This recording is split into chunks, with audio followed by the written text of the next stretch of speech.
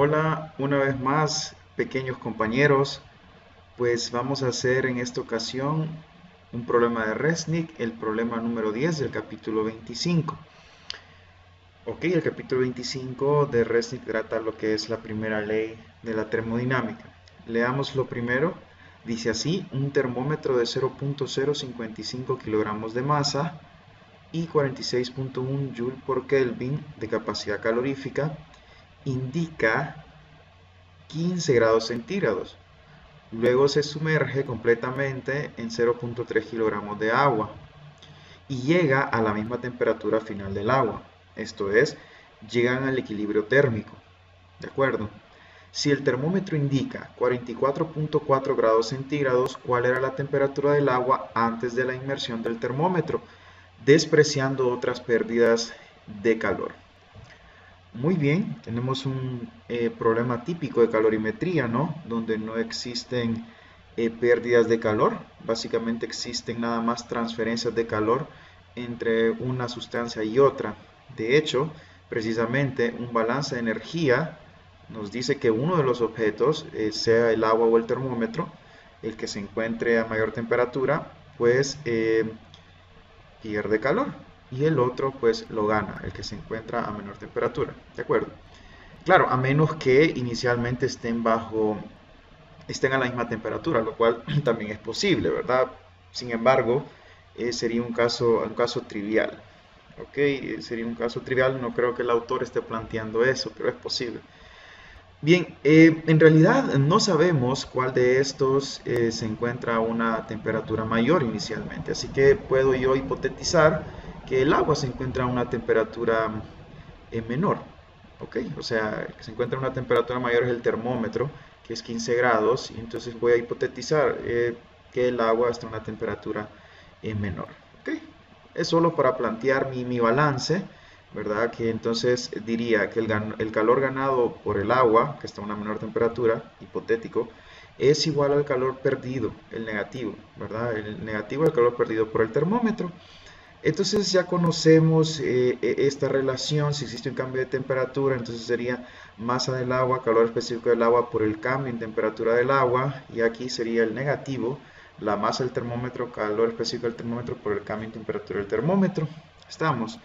Hay algo interesante aquí, y es que el problema no nos dice cuánto es el calor específico del termómetro, sino que nos está dando cuál es la capacidad calorífica.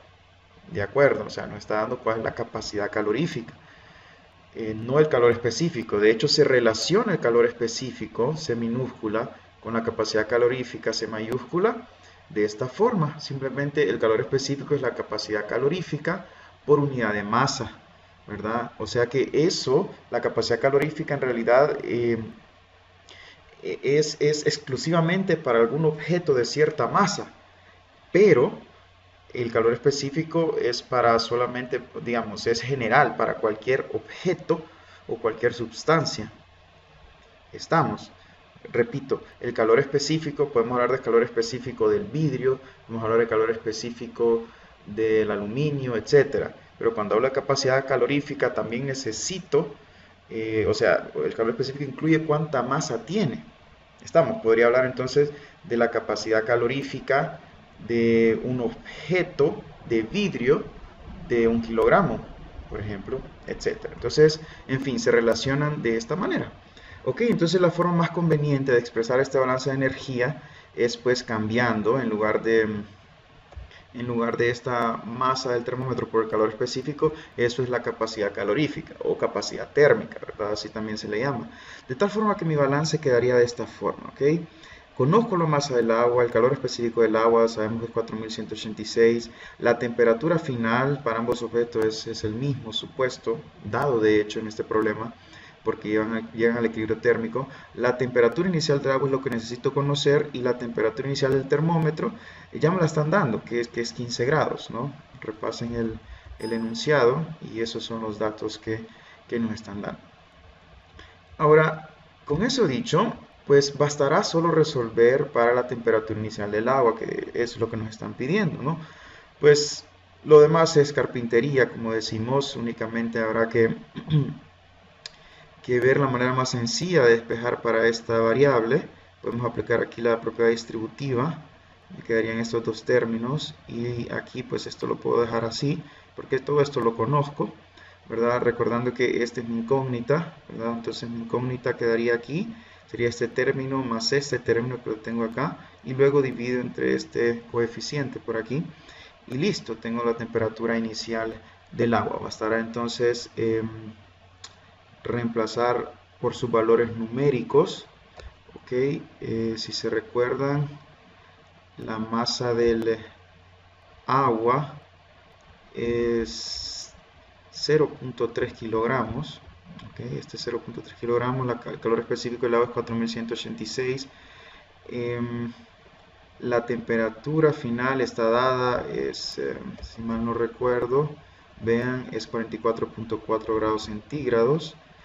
La capacidad térmica o capacidad calorífica del termómetro pues también está dado, es 46.1 Joule por Kelvin, y la temperatura inicial del termómetro es 15.0 grados centígrados. ¿Ok? Entonces, bueno, la masa del agua y el calor específico del agua, que ya los mencioné. Si ustedes sustituyen eso, ¿verdad? Pueden hacerlo en Wolfram Alpha si gustan. La temperatura inicial del agua les resulta 45.5 grados centígrados.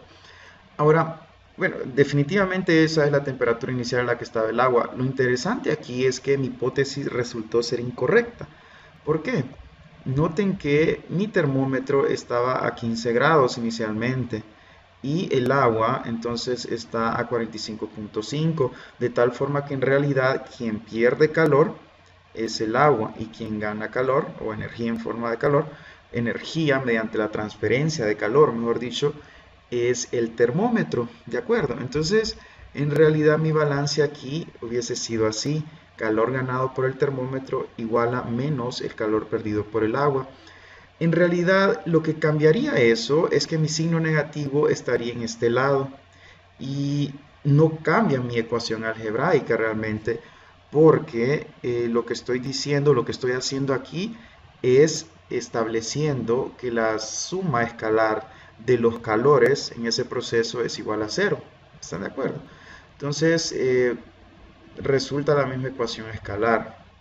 De acuerdo, este signo aquí o allá, pues no importa, ¿verdad? Pero sí, hipotetizar quién pierde o quién gana calor, pues nos da una mejor idea del proceso físico que ocurre. ¿Estamos? Pues nada más eso, compañeros, nos vemos en el próximo video y que estén bien.